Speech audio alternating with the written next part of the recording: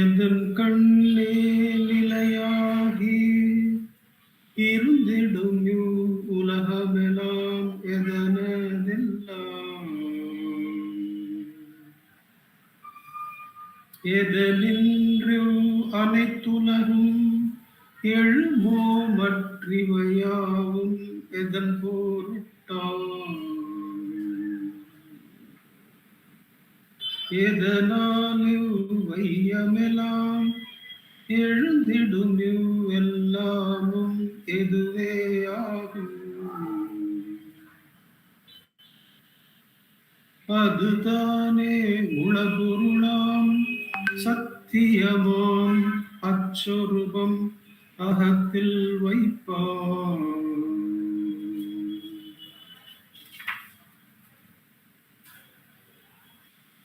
ஆதலினால் அறிவுமயமாம் சுத்த இதயத்தே அகத்தை சேர்க்கும். சாதனையால் வாதனைகள் ஒடுவாயு ஒடுக்கமுமே சாரும் தானே. ஆதலினால் அறிவுமயமாம் சுத்த இதயத்தே அகத்தை சேர்க்கும். சாதனையால் வாதனைகள் ஒடுவாயு ஒடுக்கமுமே சாரும் தானே. Namo Ramana. With Bhagavan's immense grace, in the Upasana Prakarana, in the segment dedicated for worship of the self, we have come to verse number 24, which could have been added to 23 and we could have read them together. But because this is focused on the sadhana and the earlier verses were leading up to this as description of the Hridayam,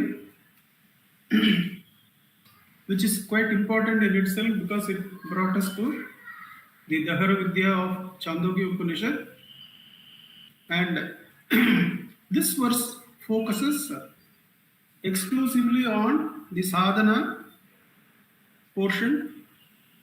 One more verse is there from Devi Kalotram, the next one, 25th, which is also addressing the sadhana from a slightly different perspective, from the perspective of upadhis.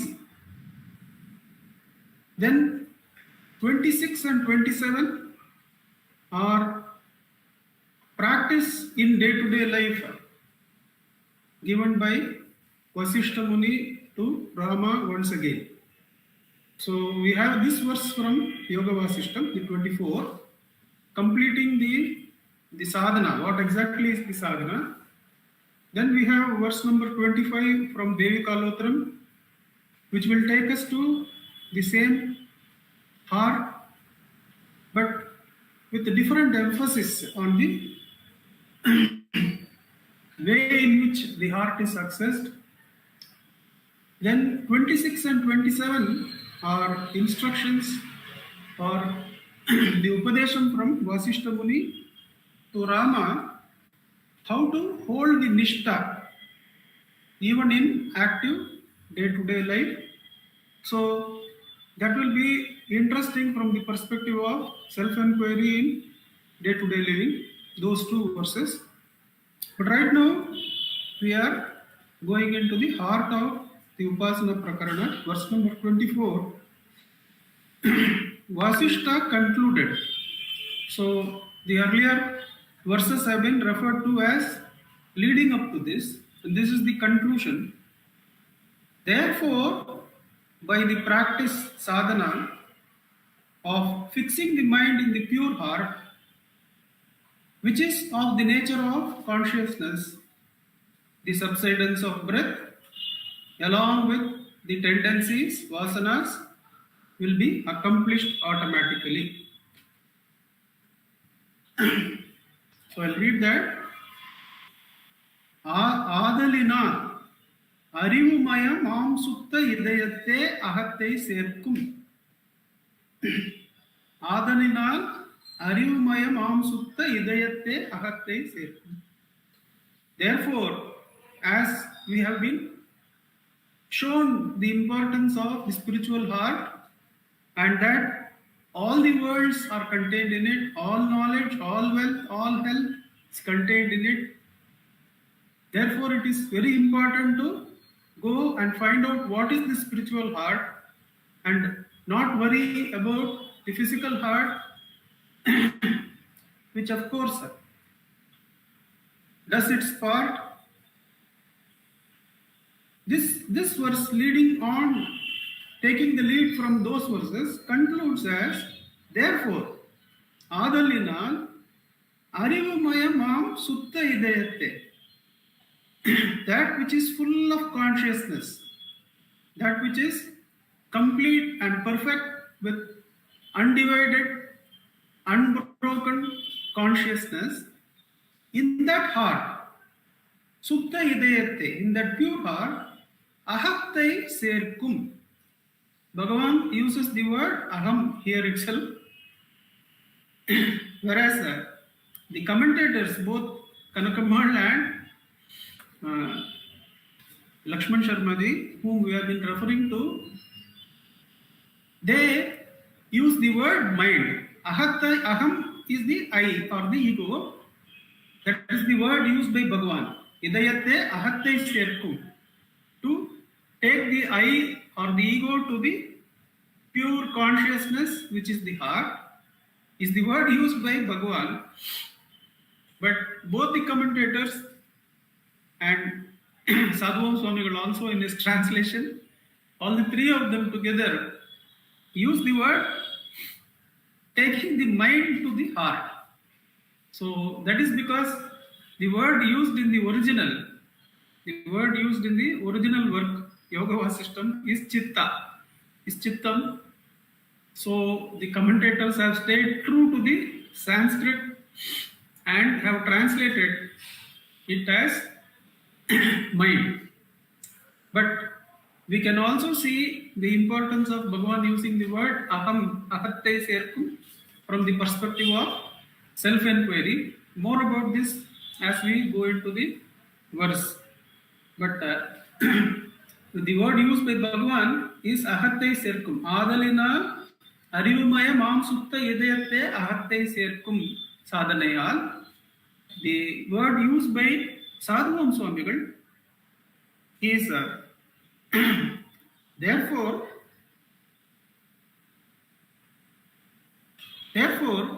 by the practice of fixing the mind in the pure heart, in the Suddha Idayate Serkum, Sadhanayal, Vadanaigal Oduvayu Odukamume. Vadanaigal is Vasanas, Odu also, along with Vasanas, Vayu Odukamume, the subsidence of breath will also happen or will also be attained Tane automatically if one takes the mind, the chittam, to the heart, the Dahara Akasha, the pure consciousness, the undivided consciousness, then the destruction of vasanas and the subsidence of breath will happen automatically. A simple enough verse, but we have some understanding to do about how Yoga Vasishtam refers to the meditation on the heart. The meditation on the heart is referred to as the Dahara Vidya in Chandogya Upanishad. We saw that already. Whereas Bhagavan's teaching is Atma Ucharan, and it is perhaps an appropriate moment in our journey in this holy work to connect the two and to see how Bhagavan given sadhana of Atma Ucharan is direct and helpful to us. Therefore, we take up the comparison of meditation and self-inquiry given by Bhagavan. Here in Yoga Vasishtam, as in Chandogya Upanishad, the sadhaka is asked to meditate on the inner space. In that meditation itself, the mind gets merged into that source. Therefore, the source is treated as apart from the I, and the I or the mind is merged with that. So that is the meditation that is taught. What does Bhagavan consider as the comparison between meditation on the heart and self-inquiry? We directly have his own words in talk number 131. I'll read that. The questioner asks, there are said to be 6 organs of different colors in the chest. So that was how we began the verses. Idayamalar Bugayahamai, Epperunkan Nadiyin Kolatakadum Talatakadumam Ivirandin Kurukelai Alatakam Udambinmar Bahator Idat Idayamana Amainda Angam Alatakka Dor Arivakara Idayam Kolatakadam Endru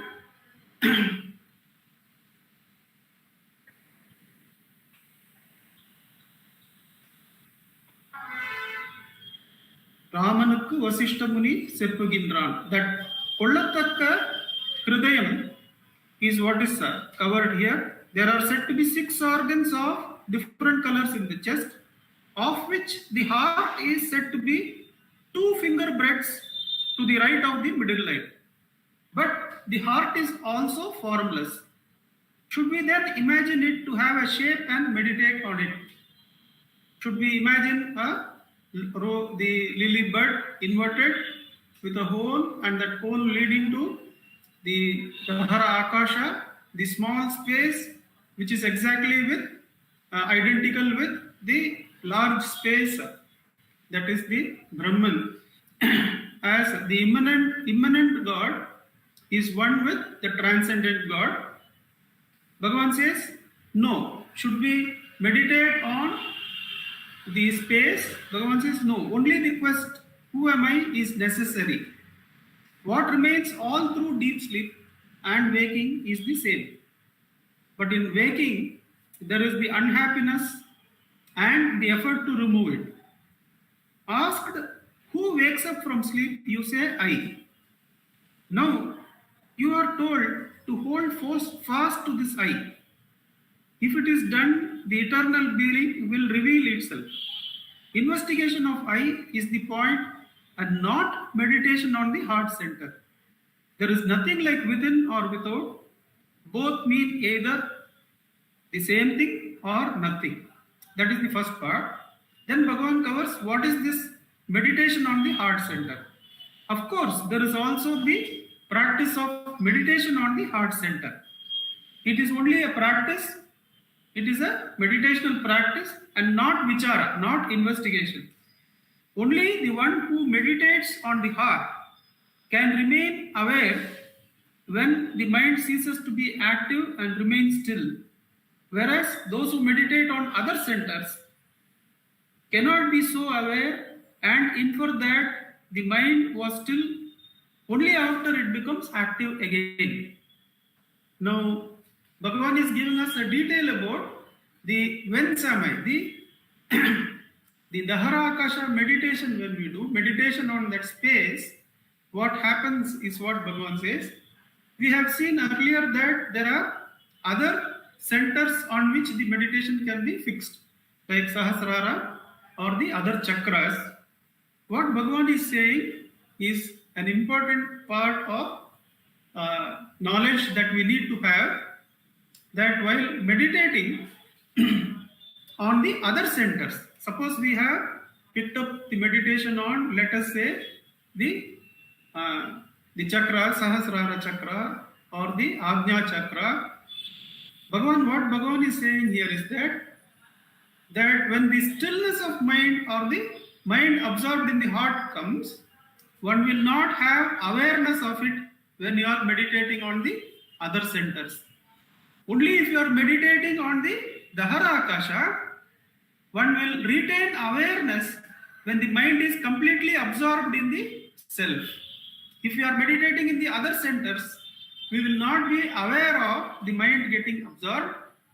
Only when a time period of absorption is there and the mind gets active again, because there was this gap and quietness and an equality with deep sleep, one will be able to infer that one was in Samadhi, says Bhagavan.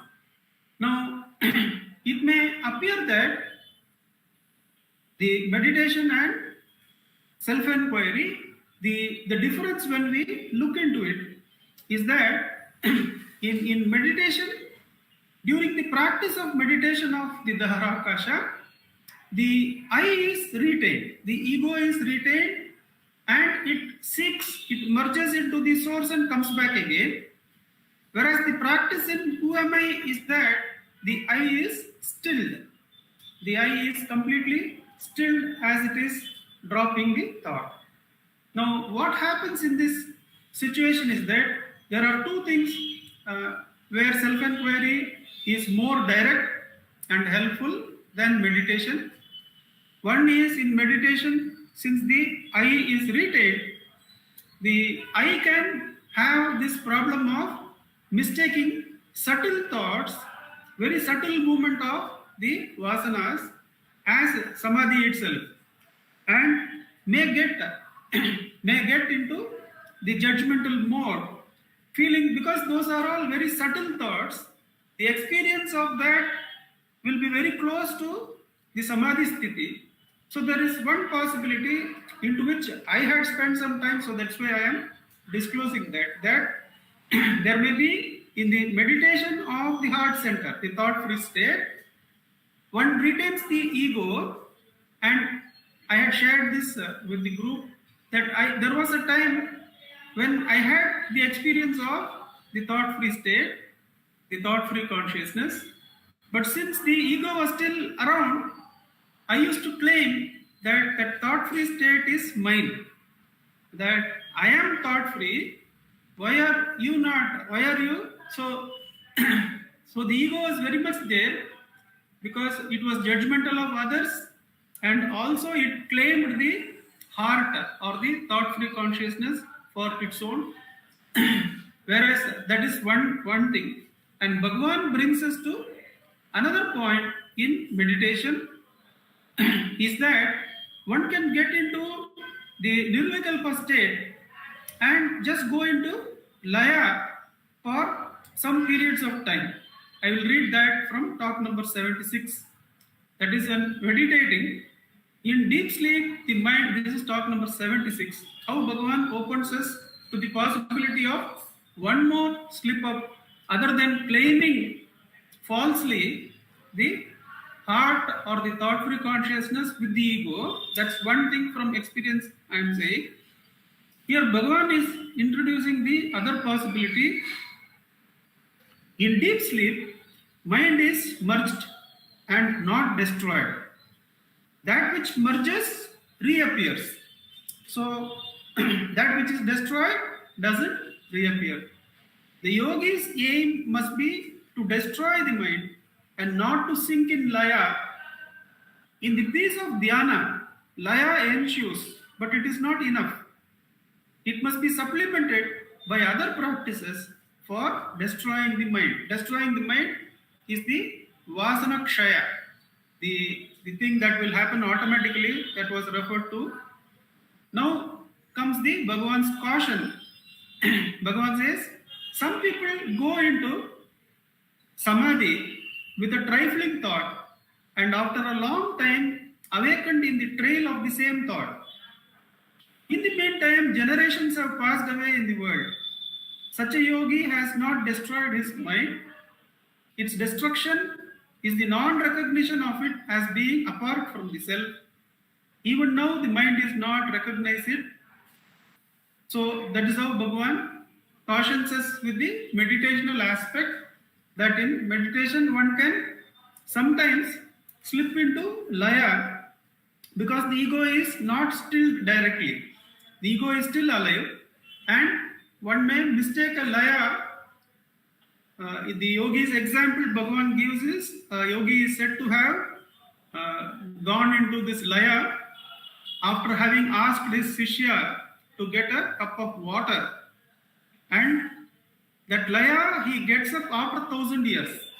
1,000 years in this world has passed, and the first thought that comes to him is, where are you? Get me that cup of water. So with a trifling thought he goes, and from that we get the offshoot of why Bhagavan tells Kunju Swami, go to sleep with the Atma Vichara being done. So that will be the first thought when you get up also. So consciously go to deep sleep after doing Atma Vichara. Just like that yogi, after 1,000 years, the first thought was, get me the cup of water. As soon as we get up from laya, the first thought will be of self, is what Kunju Swami was instructed by Bhagavan.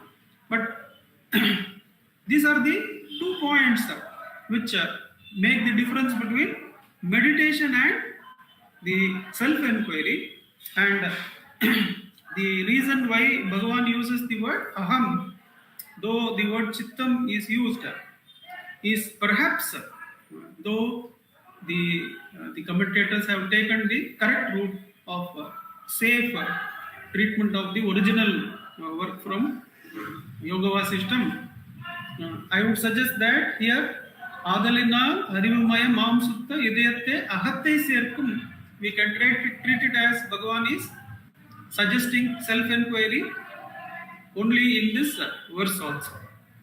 The other point that comes up, other than the difference between meditation and self-enquiry, is that in the Dahara Akasha, when we take up the studies from the Visishta Advaitam and Advaitam, if we take, this is the place where even the Visishta Advaitins, they say that the individual starts merging into the Paraman, or they give the explanation that the small whole refers to the Jiva and the large consciousness into which it merges refers to the Paramatman.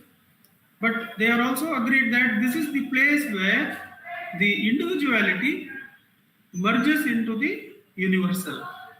So, of course, Dvaita, I haven't listened to the commentary, but it must be that individuality remains individuality.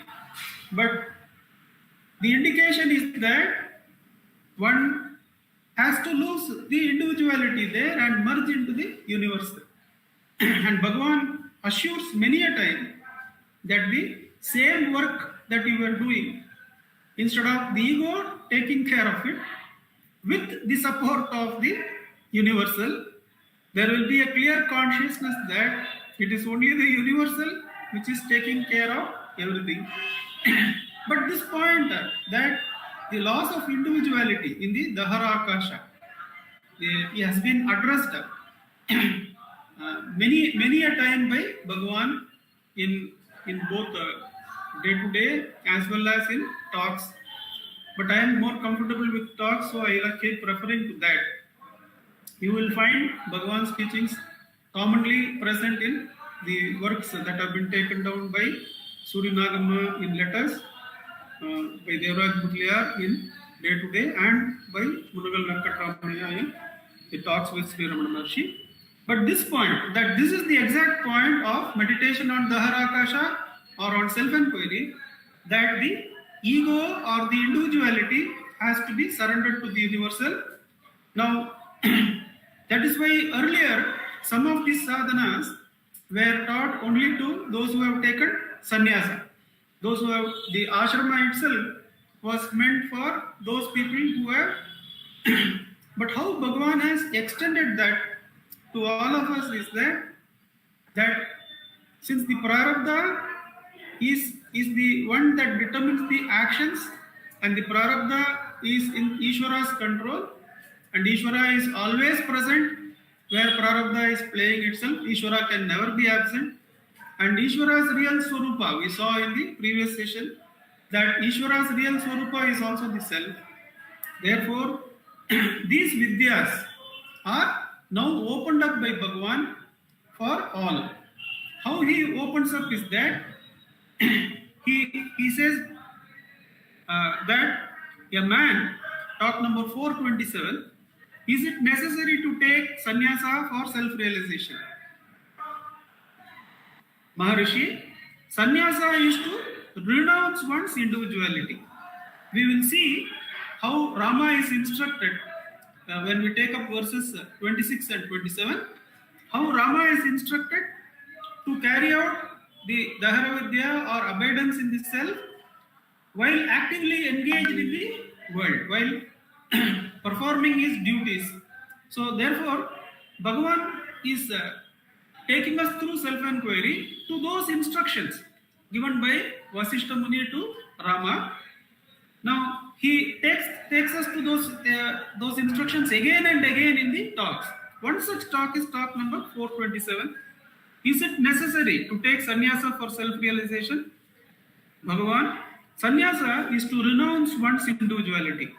This is not the same as tonsure and ochre robes. A man may be a grihi, yet if he does not think he is a grihi, he is a sannyasi. On the contrary, a man may wear ochre robes and wander about. Yet if he thinks he is a sannyasi, he is not that. To think of sannyasa defeats its own purpose. So therefore, Bhagavan takes us to the laws of individuality irrespective of our prarabdha. And we should recall the greatness of this teaching when we this was read out to me from the biographical notes about Chidanandji in Shivananda Ashram. It was read out to me by one of the residents of ashram from the bookstall, one of the monks. So it appears Chidanandji had joined the Shivananda Ashram, but there was this practice there that the sannyasa diksha will be given on Shivaratri days, but one has to voluntarily take that. One has to go and submit oneself, I feel I am ready. It appears for many years, Chidanandji wouldn't opt, he had probably out of humility or whatever, he wouldn't go and submit himself, say that I am ready for this. And one particular previous to Shivaratri day, it appears Shivanand Maharaj, he actually bemoans the situation. He says, probably in this Janma, it is not his prarabdha to take. I don't know why he is doing like that. That Shivaratri day, he submits himself and gets his sannyasa. Why I am saying this is, it is treated so seriously by the great ones in their path to self-realization. And such a thing Bhagavan is opening up for us. Irrespective of the duties we have, we can go to the self, abide in it as the self when we take up the self-inquiry, because the same work, whatever is the body has come to do in this world, what has been fixed by Ishvara, the same work will be done by the Ishvara Shakti itself, where the ego is absent. Bhagavan says, you need not worry how the duties will go on. That worry is a very laughable thing which the ego does as though it is doing. The more clearly it sees God's hands, the more clearly it will know that it has done nothing at any point of time. But that is the opening up of the path which was very specially taught to everyone to go into the Dahara Akasha, holding the self-inquiry or directly meditating on it. Now, how to do this, we can briefly look at it before we go into talk number 26, the verse number 26 and 27, where Rama is instructed how in day-to-day living this self-inquiry or Dahara Kasha is practiced, where Prarabdha is there to do the work.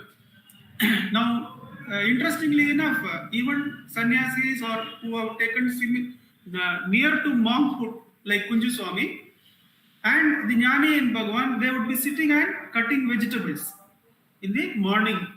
And Kunjaswami, who is the practitioner of self-inquiry, will be anxiously looking at the clock while cutting the vegetables. So Bhagavan will ask, after some time he will ask, why are you looking at the clock? And Kunjaswami will say, I was feeling that this time I could have been in the meditation hall doing Atmavicharam. I am only paraphrasing. This is there in the reminiscences given by Kunjaswami. And Bhagavan says, now you will say, when you are cutting vegetables, you will say that you should have been doing self-enquiry. And while doing self-enquiry in the hall, you will be thinking, oh, what is Bhagavan doing now, cutting vegetables? Should I not go and help him? Or something like that. So how to practice this is in detail. How to practice the holding of the self with our prarabdha having work entailed is detailed by Vasishtha Muni in the subsequent verses. But briefly, we can understand that the Dahara Vidya, the Atma Vicharam, is not denied to one whose body has the prarabdha of not being a sannyasi or having lots and lots of work to do. It doesn't matter at all because behind the prarabdha, anganga irund, the Ishvara remains in each of those places behind the ego and releases the vasanas according to which the ego has to act. So therefore, since the Ishvara is there and Ishvara's nature is the self, everyone goes to that same self in deep sleep where there is no mind. So everyone is eligible to do self-enquiry, is the teaching of Bhagavan, and that is the purpose of his birth, he says. To spread the Atma-jnana, to spread the Tanmaya Nishta, that the self alone is that Nishta, to spread that is why he has read. So we have seen basically the first part of the verse where the meditation on the Daharakasha is covered and where Bhagavan calls it as Ahattai Serku, to join or merge the I into the R. We have seen that part. The second part of the verse, Vayu Udukkamume, Vasanegal Udukkamume, Sarum Tane, that part let us briefly take up. Now, usually we have seen in Upadesha Saram as well as many a time in talks that pranayama is offered as a support to self-enquiry. Those who cannot or those who find the mind is very fast, Bhagavan suggests you can do pranayama or observe the breath, and when the breath quietens down, the mind also quietens down because both have the same source. Now that we have seen in Bhagavan's teachings. But here interestingly, the tables are turned. Vasishtha Muni turns the tables. He says, if you take the mind to the heart, if you take the eye to the heart, there is an automatic subsidence of breath. The kumbhaka, kevala kumbhaka is automatic, he says. How is that?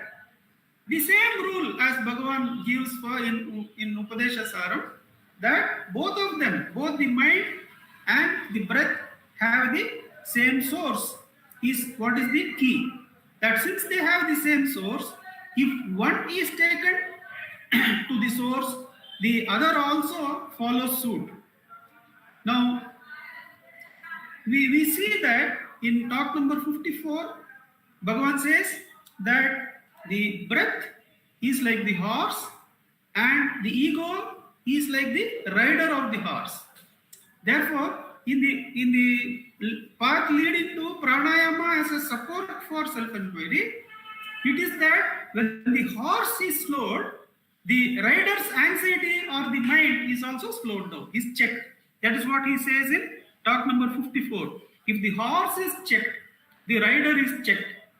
But now the tables are turned, that if the rider slows down in the mind or rider is checked, the horse is also automatically checked. We can understand that But Bhagavan gives detailed information in talk number 154. How, when the mind quietens, automatically the breath quietens. Why is this so important?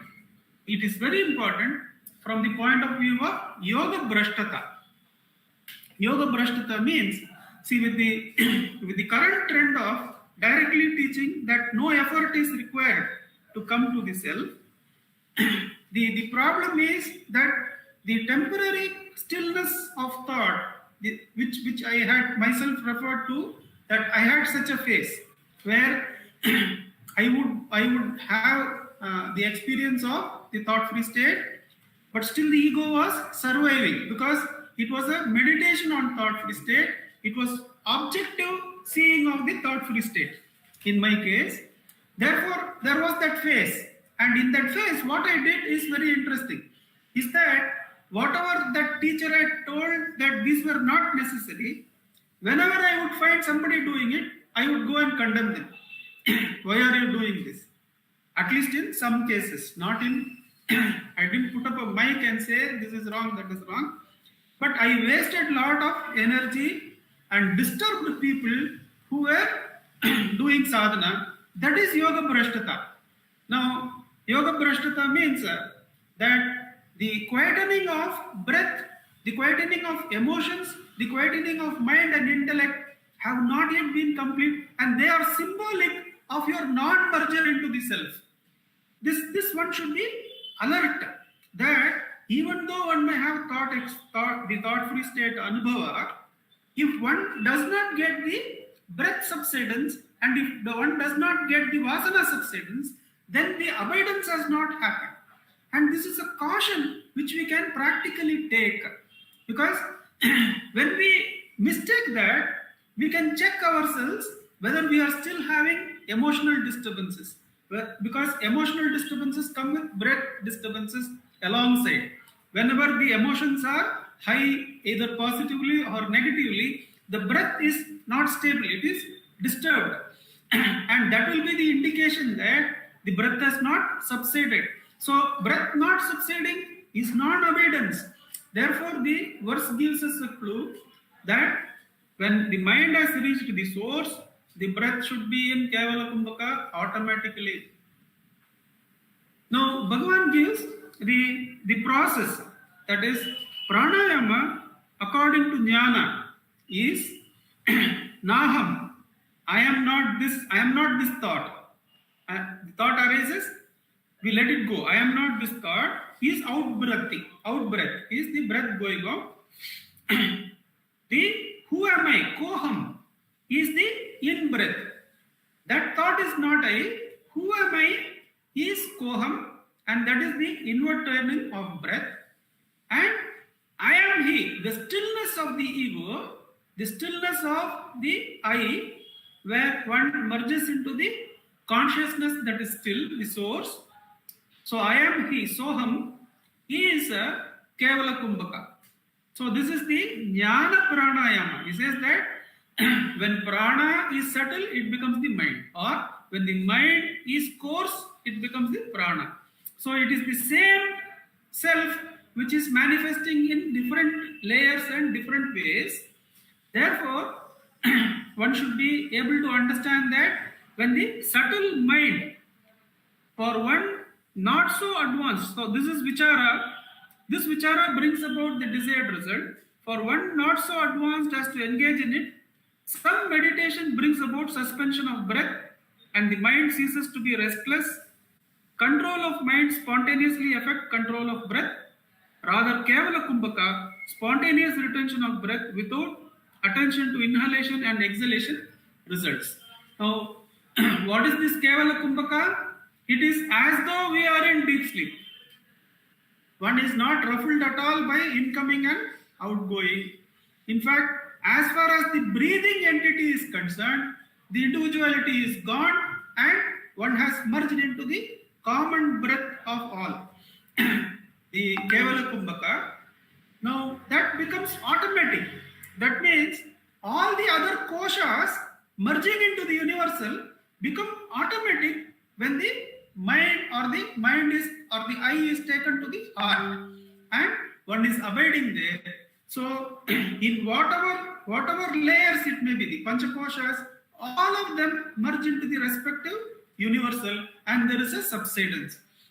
So that is how the breath subsides automatically. When one takes the I to the R, the breath subsides automatically. And how does Vasana subside? How do the Vasana Kshaya happen? That is the reference, last point of reference. Sadhanaya Vadadegalvodu Vayu Odukkamume Sarumtane. Vayu Odukkam we have seen. When the I is taken to the source, the breath quietens. One can see that the emotional disturbances have been completely subsided into the self. Because they are all connected. They are all connected with one another. Now we see the last portion. How do Vasana Kshaya happen? By taking the I or the mind to the source.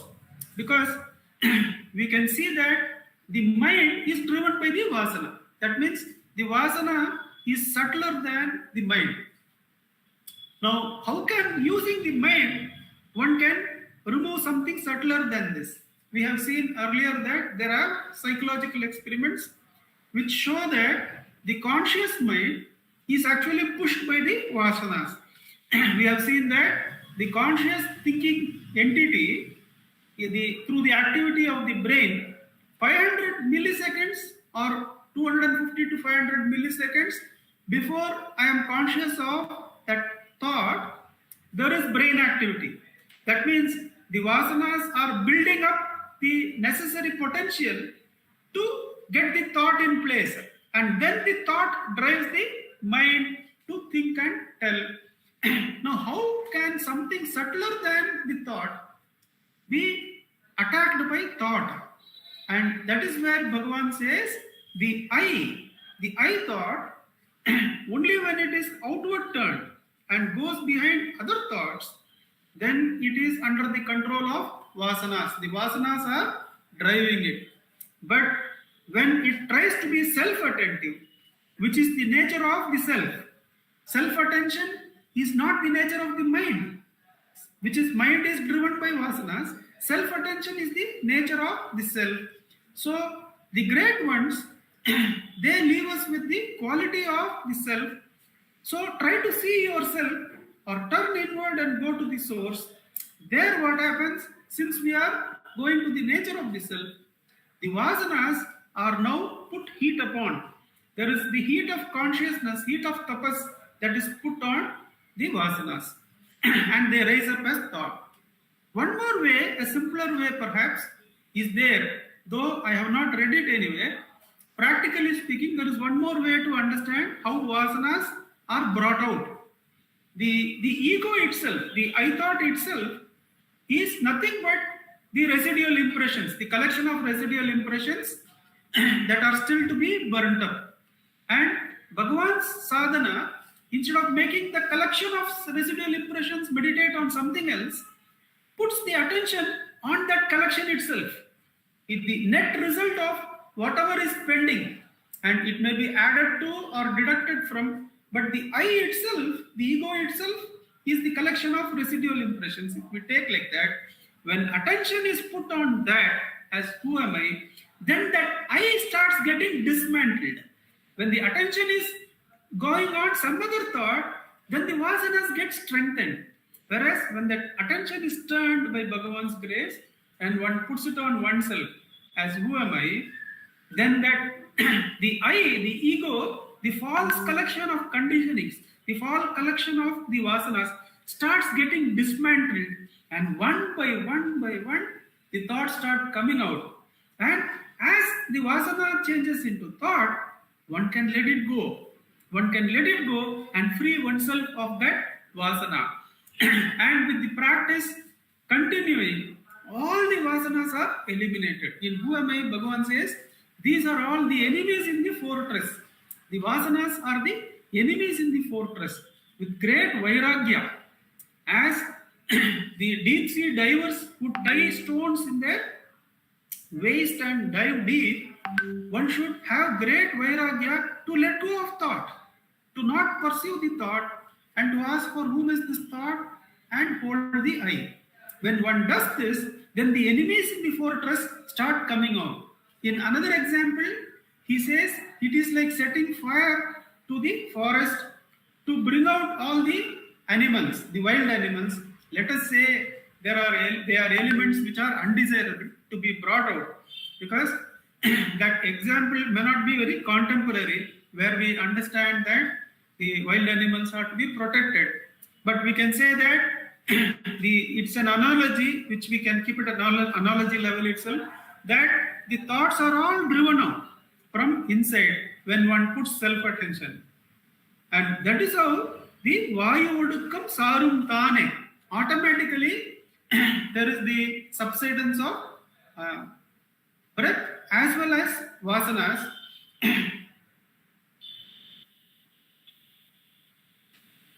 Now, we find that in Atma Vicharam, we have to do what Bhagavan's Sannidhi does for us. And he did for many through the Nayana Diksha, through the Mauna Diksha, through the Diksha through words, that is through thought. All that Bhagavan has given us by his presence inside as the self, and by appearing in front of us as the teaching who am I. Now that who am I has to be held, and what Bhagavan did as removing of vasanas, by keeping one hand here and one hand here, he does that. And for many devotees, for instance, Papa Ramdas ji, what small amount of residual impressions he has, he comes and asks, I need your grace. He is a Rama Bhakta, and Bhagavan gives him a deep look, and in whatever happens there is beyond all kinds of thought processes. But whatever the eye, the residual impressions collection was there, it just goes and sinks into the heart. And Ramdas ji, from there the Ramanama becomes Akanda. It is effortlessly going on. And Bhagavan says, when Nama is going on effortlessly, that is self-realization. That is one merging into the Dahara Akasha. That is what happens to Ramdas ji, with Bhagavan just looking. And if we take Chinmayananda ji's life, he writes that in Tapovan Maharaj's ashram, many years later, he gets self-realization. At that time, he remembers, he is given the memory that so many years back, when he came to Ramanashram as a college student, very active, very much interested in politics and other things, he comes to Ramanashram. The same experience of final abundance was given a glimpse by Bhagavan by just one look, says Chinmayananda ji in writing that experience. Now, what Bhagavan does through that, through the Spurana coming out through the eyes, through the body in Mauna, through his walk, we cannot describe, because the Spurana itself is beyond description. But Bhagavan has opened up that, that storehouse of wealth, the art, by giving us the sadhana, who am I? And by assuring us that he is present as the self within us. What we have to do is, whenever a thought arises, if we pursue it, we are building on the vasana. We let it go and put the attention on the I by asking for whom is this thought. That is the practice. What happens? The I is now stilled. We saw the difference between stilling of the I and the I meditating on something else, where it can claim something. So in who am I, it is directly stilled, and with repeated stilling of the I, the vasanas are all destroyed, and one is able to abide effortlessly in the Dahara Akasha as the self, as the Dahara Akasha itself. The Atman itself is the Dahara Akasha. The self alone is realized. Till such time, this practice has to be held. This practice of Atma Vicharam, which is called as meditating on the Dahara Akasha by Vasishta Muni, without impinging on the greatness of those teachings, we can safely understand that this is the same heart and same space where Bhagavan is taking us, irrespective of our prarabdha, irrespective of what duties are there, to give us the source, the uh, the same space that Rama was taught by Vasishtha Muni, that great disciples have been taught by the great Munis earlier. He has opened up it for all. And Bhagavan is present as the Ramana Shakti to support us as the Ramaneshwara. We can rest assured that whenever we are not able to do sincerely, he comes. He comes as the Ramana Shakti and supports us. That is how all the sadhana that we have done gets validated in self-inquiry.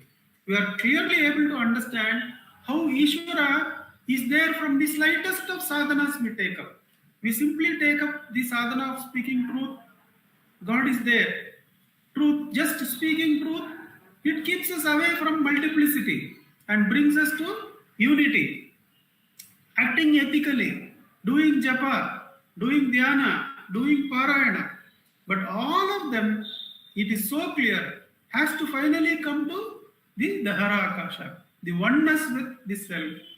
And once we have come to self-inquiry, as we all have surely, we should stick to it.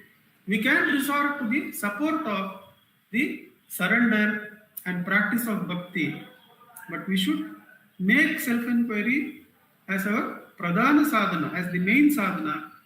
And the surrender also, when we see the difference between surrender and self-inquiry vanishes, that is when we are abiding in the self.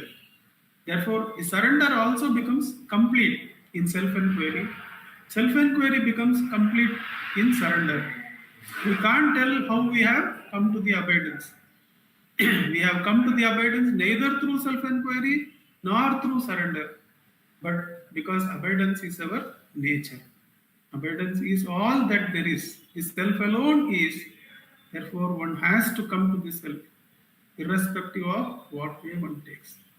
With Bhagavan's immense grace, let us sit in practice of Atmachan for 10 minutes. Yavatma will set the time for us.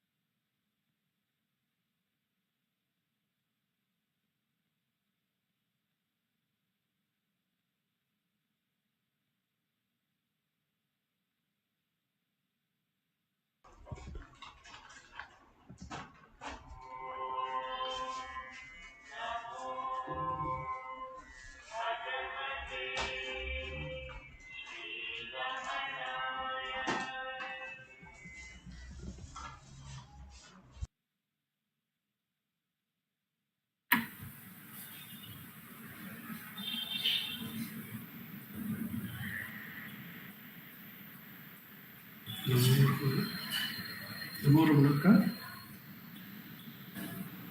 Namo Ramanaka. Namo Ramana. Prostrations to Ramana, shining as the self in all beings. Nandakumar ji has taken us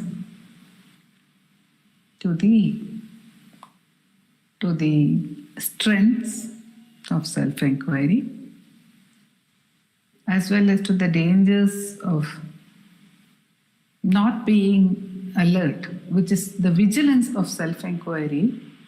It's a holistic vigilance. It makes us aware of itself. Whereas in everything else, one may become aware. We may think being self-aware is, when I am aware of my thoughts, I am self-aware. A person had shared with me that she teaches her children to be self-aware. Not through self-inquiry, but generally she believes that being aware is very important. And she says, well, my children don't know, I do not know whether they know everything about themselves, but when they don't know something, they are aware that they don't know. That much of self-awareness they have. So it is there. That's a sadhana, which it's nothing to do with even meditation or anything, but it's an automatic sadhana. Some people want to be aware. Many people want to be aware. They would like to know, because knowledge is very, very powerful, So they would like to know about themselves. They would like to study. Sometimes I have seen advertisements or I have heard about studies regarding the unconscious mind, tapping the unconscious mind. All that, everything is fine. But what Bhagavan tells us is, with what? With what power are you doing this? With what power are you becoming aware? Which is the one which taps the unconscious mind? At a very simple level, I often find that we share with each other what to do. I want to drop all my thoughts. I want to abide in the self, or I don't want to be body dependent, but my ego doesn't allow me to do it. Now, who is saying my ego? Only in self-inquiry, the question will come, as if I and my ego are different, we will be talking. My ego doesn't allow me to do it. Then who is the I and who is the ego in that? Only when we ask ourselves, who am I? One goes to the root question. And in this verse, Bhagavan has very beautifully highlighted how the method of self-inquiry is that very crucial bridge. It is that crucial bridge. Bhagavan talks about it in Ulladu Narpadu as a Chitjada Granthi.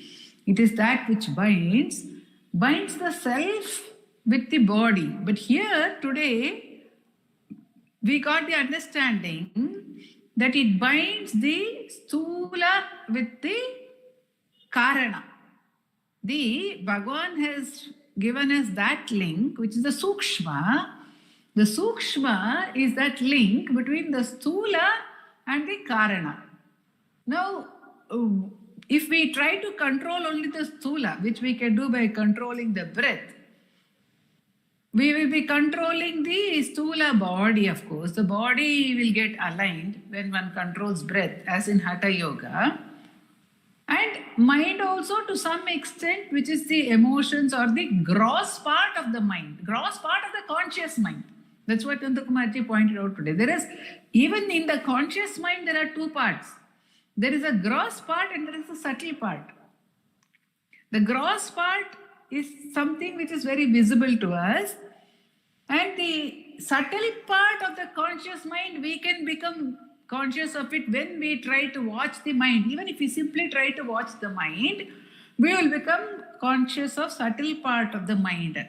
But we will not be conscious of the vasanas. We will not be conscious of the causal. So, and we can't get there also. It's not possible to tap that. So, it is called conscious, unconscious and subconscious.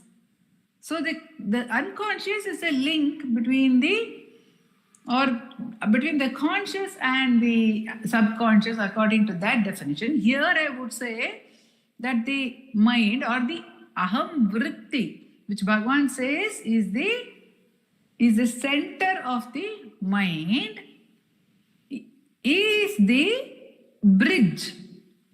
So he has given us this very invaluable clue. That's what I understood from today's exposition of the verse, that by holding on to the I thought, the breath and the body and the gross emotions, the visible emotions are automatically taken care of, because this is subtler than that. Often Nandakumar ji has told us that the subtler includes the gross. So when one goes to the senses, the world gets included. When one goes to the mind, the senses get included. To the prana, the senses get included. Then the mind, the prana gets included. So automatically it gets regulated. So the higher, go to the higher. So Bhagavan says go to the higher, or rather to the subtler, so that the gross automatically gets covered. This is a very, it has a twin advantage. One is that we need not spend any time on the gross, because time is our most precious commodity, very limited. We don't know how much we have. We don't even know whether we have 3 minutes. We may imagine we have some time, but it's very, very precious. That's why in those days we hear of people doing tapasya for thousands of years and for numberless janmas. So Bhagavan is what he like he compressed mother's several janmas into that day. He is compressing all our anubhavas, and he is taking away some of them by implication. So we don't have to worry about the body. We don't have to worry about aligning the breath. It may or may not get aligned, but in case we are worried, we may not be worried if it remains unaligned also. But in case we are worried, Bhagavan says that's already taken care of. That's why he says in the Ramana Gita, he says, every desire of yours will already automatically get fulfilled. And he also says every klesha will go. Sarva klesha nivritti syat phalam atma vicharataha. So he has given that declaration that atma vichara will destroy all kleshas, all sorrows will go away. So that way we don't have to worry about the gross, we don't have to worry about the breath, and it will automatically get regulated and taken care of. When the breath gets regulated, automatically bodily functions will get regulated. They are all on account of the imbalance of the breath. That's what Hatha Yoga tells us. So it will automatically get taken care of. So we don't have to worry about that. And the gross emotions also get taken care of. Then what about the causal body, the vasana? And this is the bridge, because the vasanas, as Nandakumar ji says, are there only for the I thought. So, since the vasanas also, although they are not in direct reach or available to the I thought for inspection, nonetheless, they are existing only for the purpose of sustenance of the I thought, of the jivahood.